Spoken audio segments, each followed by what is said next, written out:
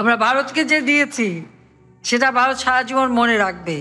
সেই জন্য শেখ হাসিনা টিকে রাখার জন্য যা যা করার আমি ভারতবর্ষ সরকারকে সেটা অনুরোধ করছি। ২৪-এর বিপ্লব পরবর্তী বাংলাদেশের জন্য সবচেয়ে বড় চ্যালেঞ্জ ছিল ভারতীয় মিডিয়ার প্রপাগান্ডা মোকাবেলা করা। দেশটি ফ্যাসিস্ট হাসিনা ও আওয়ামী লীগের পক্ষ নিয়ে যে ন্যাক্কারজনক ভূমিকা রেখেছে তাতে অব্যাহতভাবে নগ্ন সমর্থন দিয়ে গেছে গদি মিডিয়া। কোনো কোনো ক্ষেত্রে তাদের সেই প্রপাগান্ডা এখনও চলমান রয়েছে।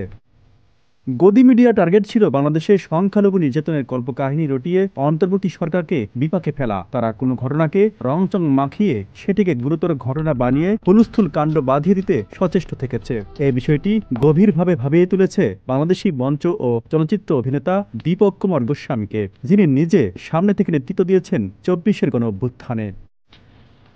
ভারতীয় মিডিয়ার যে বয়ান সেটি ঘেরে দেখতে তিনি নিজেই নেমে পড়েন মাঠে, চষে বেড়ান কল্পিত ঘটনাস্থল, কথা বলেন নানা শ্রেণী পেশার ভুক্তভোগী মানুষের সাথে। এরপর সংগৃহীত তথ্য উপাত্ত দিয়ে বানান ২৩ মিনিটের এক ডকুমেন্টারি, যেটি সম্প্রতি ভারতের স্বনামধন্য অনলাইন দ্য ওয়ারে প্রকাশ পেয়েছে। ইংরেজি ভাষায় তার এই ডকুমেন্টারিটি প্রকাশের পর বিশ্বজুড়ে চলছে হইচই। তথ্যচিত্রে ভারতীয় মিডিয়ার মুখোশ খুলে দেন দীপক কুমার। এতে উপমহাদেশের সাম্প্রতিক রাজনৈতিক ও সামাজিক উত্তাপ, বিশেষ করে হিন্দু মুসলিম সম্পর্ক, ভারত বাংলাদেশ প্রসঙ্গ, মোদি হাসিনা নেতৃত্ব এবং জুলাই প্রসঙ্গের জটিল আবহকে চিত্রায়িত করা হয়েছে।